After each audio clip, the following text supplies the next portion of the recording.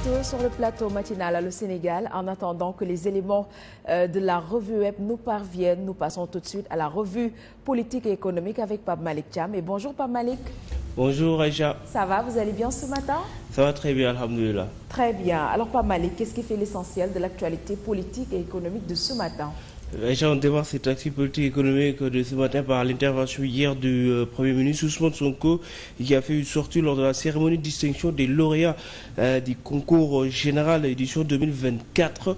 Le président du parti PASTEF s'en est encore pris aux journalistes parlant de l'école. Aujourd'hui, nous sommes tous interpellés par rapport à ce phénomène qui peut détruire une société. Ce sont seulement pas les réseaux sociaux, ce sont aussi les médias.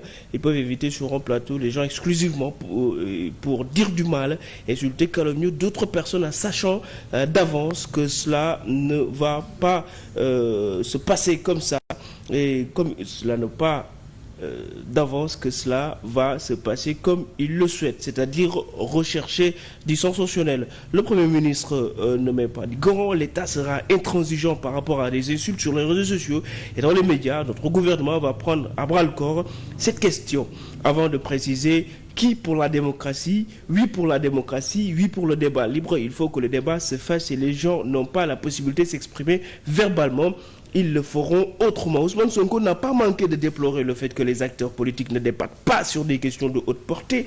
Il faut un débat ouvert, qu'on débatte sur des questions qui nous font avancer, la santé, l'éducation, les infrastructures, nos ressources naturelles, ainsi de suite. C'est cela qui fait avancer une société. Et si les adultes ne le font pas, ils pourront entraîner dans le même sillage, petit à petit, les jeunes qui à leur tour vont s'intéresser à ces questions, a soutenu le chef du gouvernement. Ousmane Sonko se dit convaincu que c'est une question globale qu'il faut face aux dérives sur les réseaux sociaux et dans les médias. Il faut traiter la question avec de la fermeté, avec de la sensibilisation. Une autre actualité concernant un autre Premier ministre, un ancien Premier ministre, Amadou Ba, qui se prépare dans les foyers religieux. Amadou Ba a entamé une tournée nationale chez les foyers religieux. Après Touba, samedi dernier, hier, c'était au tour du khalife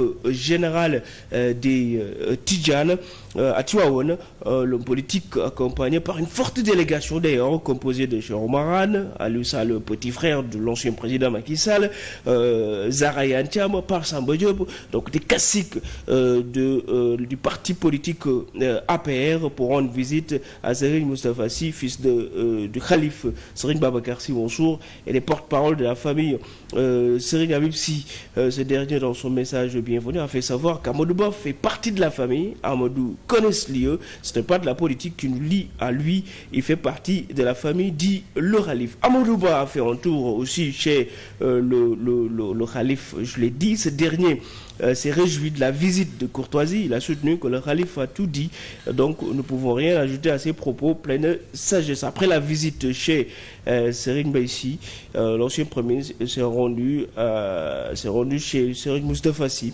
Le marabout a magnifié ses relations avec lui. L'ancien candidat et sa délégation ont été invités à déjeuner chez le khalife. La visite de la ville sainte terminée chez le maire de Tivaouane, Diop Sy, avec ses audiences. Amadou Ba promet qu'il va bientôt faire une sortie médiatique pour clarifier ses positions politiques actuellement. On passe à une autre actualité concernant le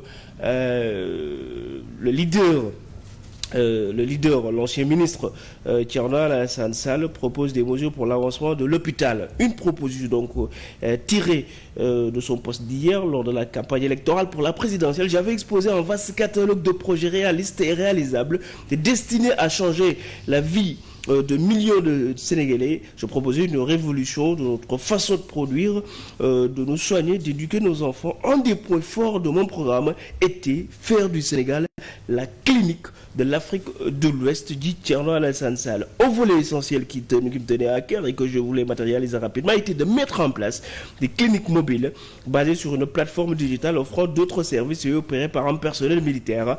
Des solutions pour un financement rapide étaient avancées. L'exemple de Cuba, entre autres, montre qu'une bonne politique de santé doit se fonder sur la prévention et l'encadrement des populations à la base. Des pathologies qui font des ravages au Sénégal, en particulier dans le monde rural, peuvent être sinon éradiquées, de moins largement contenues par une bonne politique de prévention. Thierno Alassane Sall, le leader de la République des valeurs, dit qu'il appelle les autorités actuelles à s'inscrire dans cette dynamique. Elle semble encore à la recherche d'idées, de programmes parlant des nouvelles autorités. En voilà une qui est facile à mettre en œuvre, sachant que le coût d'un voyage du président de la République représente une part significative du financement de ces cliniques mobiles. Pour ce faire, il faut vendre l'avion du président de la République, propose Thierno Alassane Sall. On termine avec économie. Le Sénégal lève plus de 66 milliards sur le marché de l'UEMOA. C'était hier. Le Sénégal a récolté 66,268 milliards de francs CFA après une émission de bons assimilés du Trésor qui a été annoncée hier par le ministre des Finances selon les informations disponibles sur le site UEMOA. Titre: le Sénégal était à la recherche de 70 milliards.